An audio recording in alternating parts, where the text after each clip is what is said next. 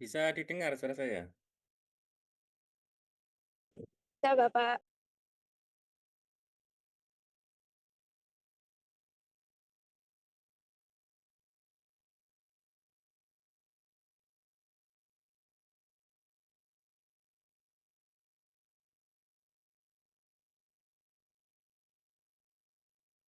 Baik, Assalamualaikum warahmatullahi wabarakatuh. Selamat siang semuanya.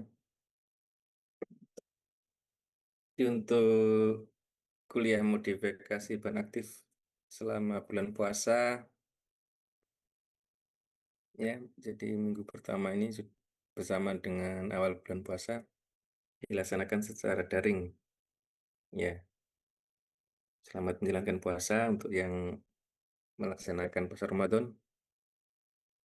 Jadi untuk mata kuliah modifikasi ini, jadi mata kuliah pilihan.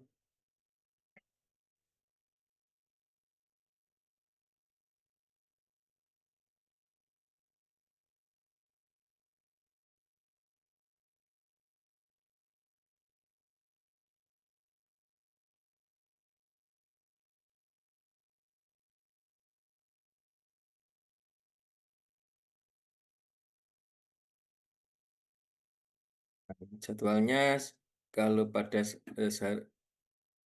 apa kalau jadwal awal sore ya jam 15.10 sampai 17. Dan kalau pada saat Ramadan mulai jam 12.25 ya, 12.25 sampai jam 13.30 apa ya. Sekitar ada pengurangan 10 menit tiap SKS-nya. Nah, nanti untuk dosen yang menyampaikan untuk untuk mata kuliah modifikasi bahan aktif farmasi itu nanti ada saya dan Bu Tiwi, dan nanti saya sampai UTS, dilanjutkan Bu Tiwi setelah UTS sampai UAS. Nanti ada apa namanya, ada libur Idul Fitri. Kemudian nanti kalau yang pertemuan keempat, ya setelah Idul Fitri itu kalau memang nanti kita lihat apakah ini termasuk cuti bersama ya, tanggal 26 itu, karena saya lihat di kalender itu masih di sana masih ada tanda cuti bersama. Nanti akan saya sampaikan apabila ada, nanti kalau ada masih libur ya ini kita ganti kita schedule di hari yang lain. Kemudian yang minggu ke-16 itu karena semester ini minggu pertemuannya itu sepertinya karena ada libur Idul Fitri ya itu, kemudian itu minggunya kurang tuh. Nah, sehingga yang pertemuan ke-16 ini nanti presensi saja nih setelah UAS nih.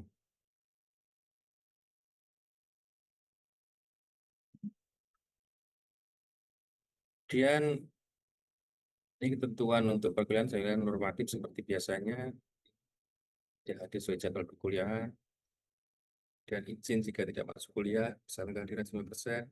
Untuk pembuktian kehadiran, ya karena hadir tapi sistemnya error gitu misalnya, jika tidak terekam, nah itu kalau pembuktiannya dilakukan pada hari yang sama sehingga bisa menyampaikan ke saya, nanti bisa saya presentasikan. Tidak jauh-jauh hari dekat UAS sana, tapi pada hari yang sama. Kalau memang masuk dan kemudian tidak terekam, nah, itu segera dicek, kemudian bisa melakukan pembuktian. Kemudian evaluasi penilaian, ya nanti TS UAS ada tugas dan juga kuis.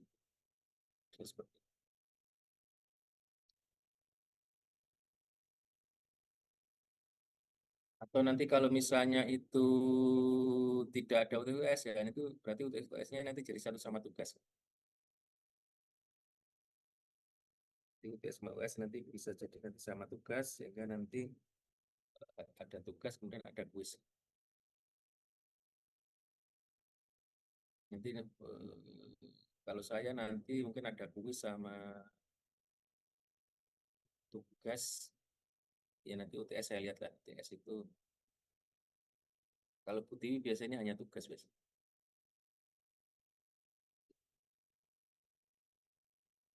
Baik, kaitan dengan ini ada jadwal dan evaluasinya ada yang perlu ditanyakan, Bu? Sudah mulai pendahuluan.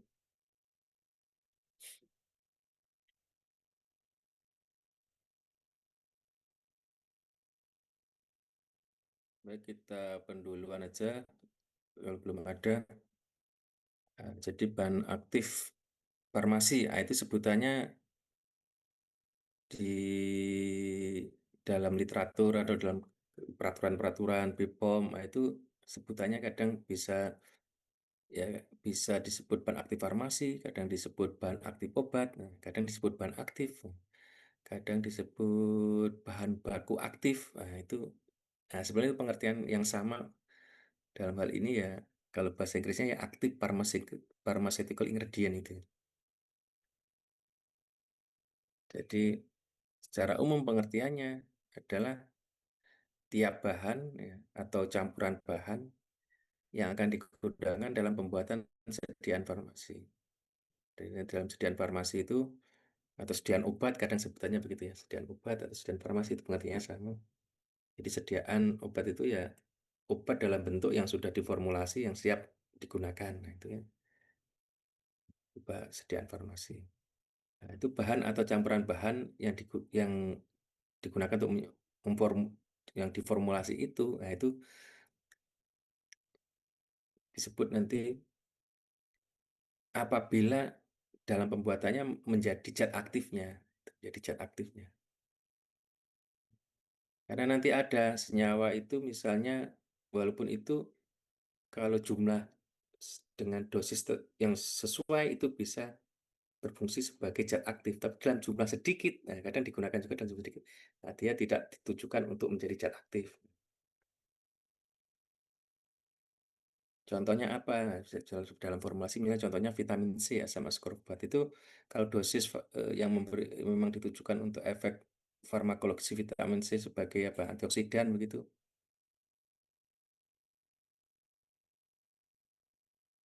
Itu dosisnya paling kecil misalnya tablet itu sekitar berapa? Sekitar, ya kalau tablet-tablet yang hanya isinya vitamin C dosisnya 25 mili, 50 mili ya gitu ya. Tapi dalam formulasi-formulasi tablet kadang ada yang ditambahkan jumlahnya hanya 2 miligram. Kalau 2 miligram itu di sana tidak sebagai tidak menjadi bahan aktif obat itu. Dalam formulasi hanya berfungsi sebagai apa? Pengawet dari tablet itu, sebagai antioksidan, tapi antioksidannya supaya dalam hal ini untuk tabletnya itu supaya awet, supaya nggak teroksidasi. Karena di dalam formulasi tablet itu ada bahan aktif lain yang tidak stabil, bisa seperti itu. Nah, itu contohnya gitu. Nah, jadi kemudian bahan yang ditujukan untuk menciptakan khasiat farmakologis atau efek langsung lain, dalam diagnosis, penyembuhan, peredaan, pengobatan, atau pencegahan penyakit, atau untuk mempengaruhi struktur dan fungsi tubuh. Jadi nanti obat aktif itu fungsinya bisa macam-macam.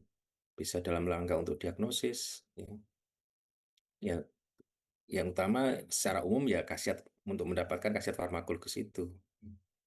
Atau bisa juga nanti kaitan dengan khasiat farmakologisnya itu dalam secara langsung, atau dalam hal ini bisa juga untuk tujuan-tujuan yang lain, misalnya untuk diagnosis, untuk apa misalnya pencegahan penyakit. Nah, misalnya vitamin itu tidak mengobati tapi ya meningkatkan daya tahan, nah, gitu kan. Nah, bisa jadi seperti itu. Atau mempengaruhi struktur dan fungsi tubuh. Nah, misalnya apa? Misalnya lemas otot, gitu. Itu kan sakitnya apa kan, sebetulnya kan tidak bersifat sebagai,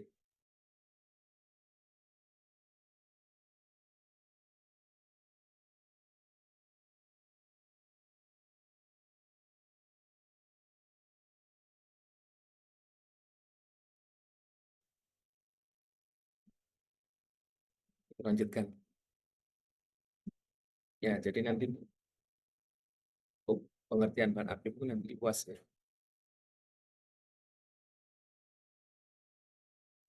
Dalam dalam kaitan dengan fungsinya itu tidak semata-mata hanya untuk mengobati, tapi bisa untuk pencegahan, yang berkaitan dengan diagnosis. Kalau gambarannya, kalau misalnya formulasi, misalnya dalam formulasi ini apa ini? Di sini ada bahan pengisi air ini betul, misalnya formulasi tablet itu bahan aktif ada yang apa di dalam formulasinya itu selain bahan aktif ada bahan pengisi, ada bahan hancur, bahan pengikat, ikan, jin.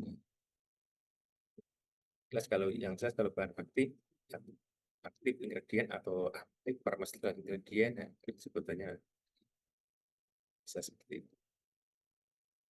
Itu dalam rangka yang untuk mendapatkan efek farmakologis yang dijelaskan tadi. Dari segi bahan aktif dari proses untuk mendapatkan bahan aktif itu secara umum bisa dari sintesis. Sintesis artinya apa? Di sana terjadi melalui reaksi-reaksi kimia dari bahan-bahan penyusunnya, disintesis, melalui reaksi kimia dihasilkan senyawa atau molekul dari bahan aktif. Atau semisintetis, semisintesis itu apa itu namanya senyawa bentuknya itu sudah ada di alam, isolasi ya, dan ditambahi dengan struktur baru reaksi kimia dan dihasilkan senyawa akhir yang merupakan bahan aktif. Atau memang murni dari alam, dari isolasi itu.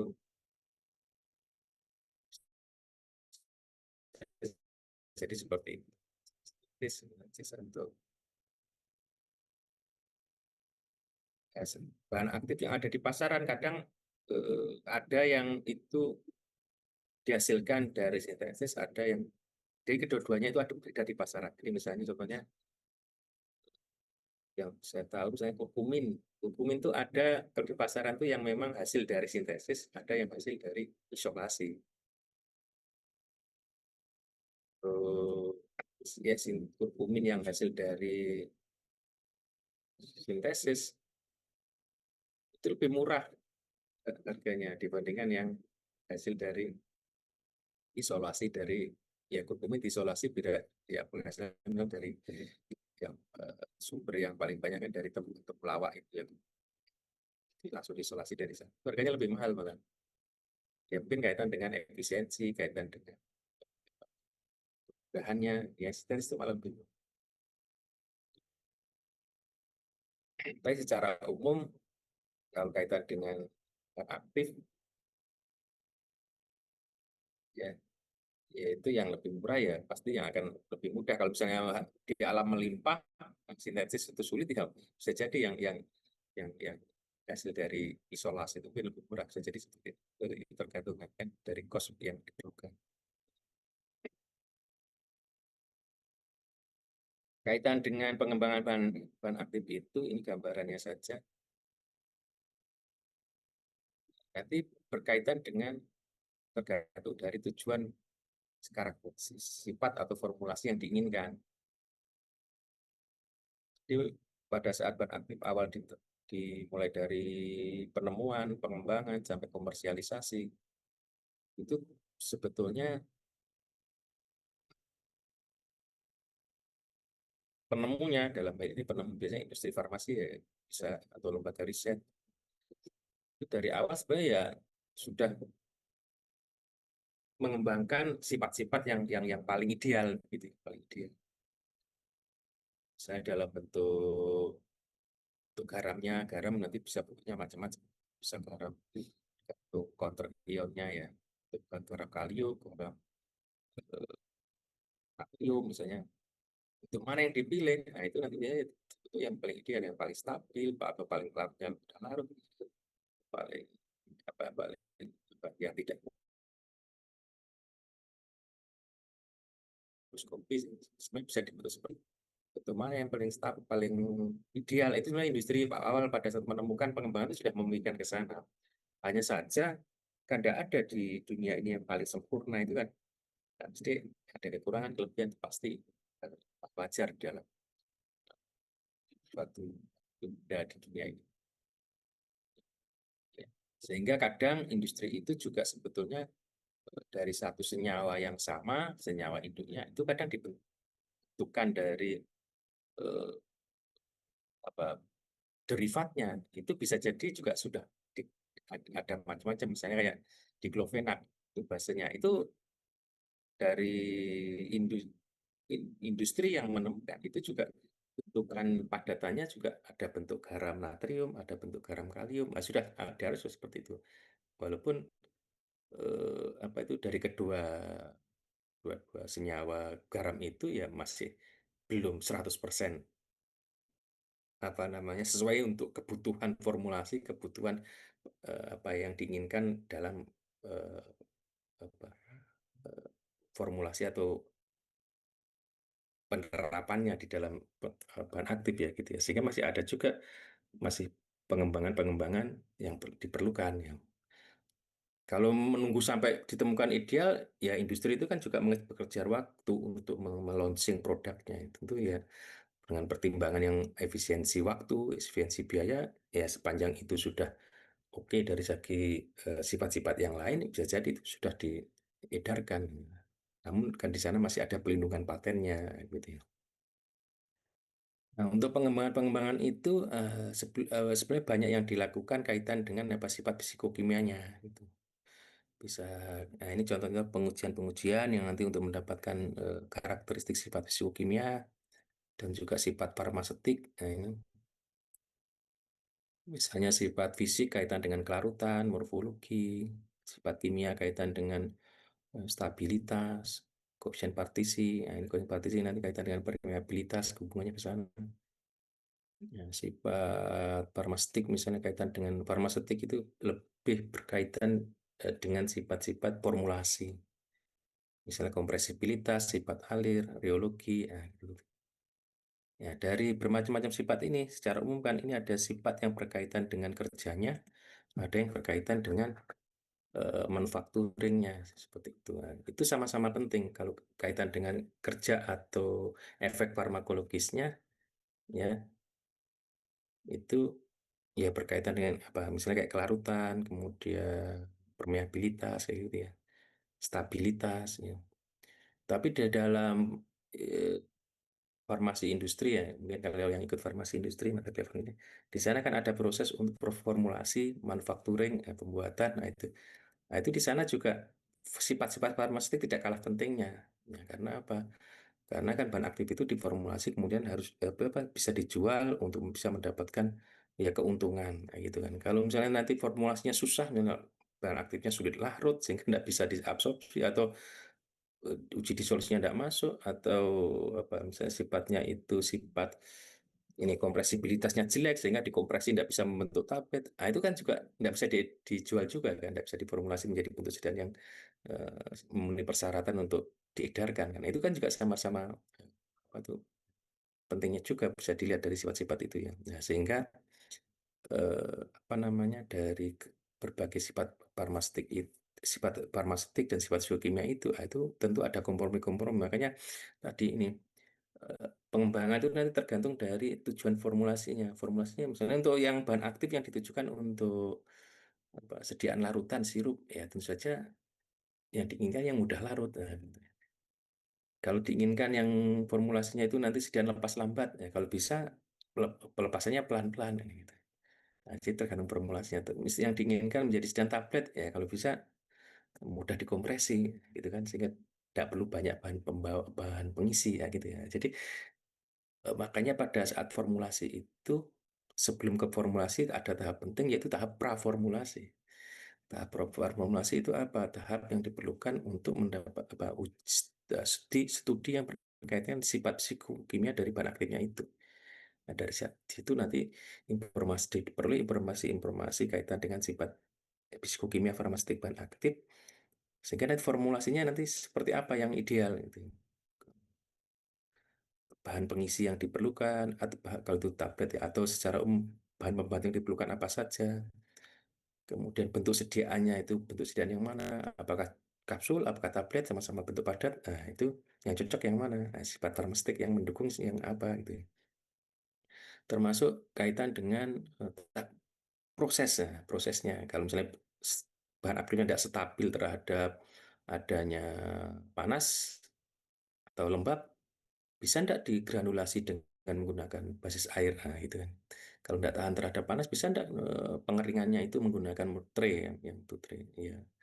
Kalau memang itu tidak stabil dia sampai di atas suhu 60 pakai pengeringan tray ya tidak bisa. Jadi pakai proses yang itu pengering fluidize ya, yang yang menggunakan suhu bisa di bawah 50 misalnya seperti itu. Nah, jadi pada saat pengembangan bahan aktif itu sifat-sifat bahan pada pengembangan formula dari bahan aktif ya atau bentuk sediaan dari bahan aktif itu sifat fisiokimia yang didapatkan dari studi praformulasi itu sangat diperlukan.